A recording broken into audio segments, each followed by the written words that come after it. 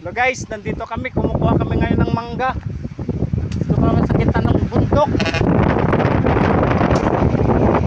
But guys, malalaki pa ng mangga guys. Tingnan mo guys, malalaki pa.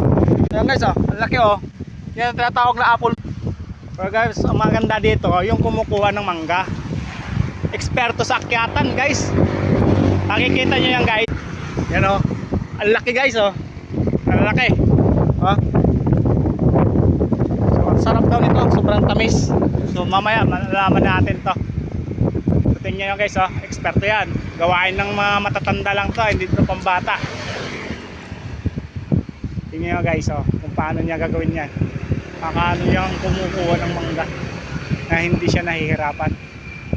Tingnan guys, tingnan mo. Eksperto. Magaling sa sungkitan.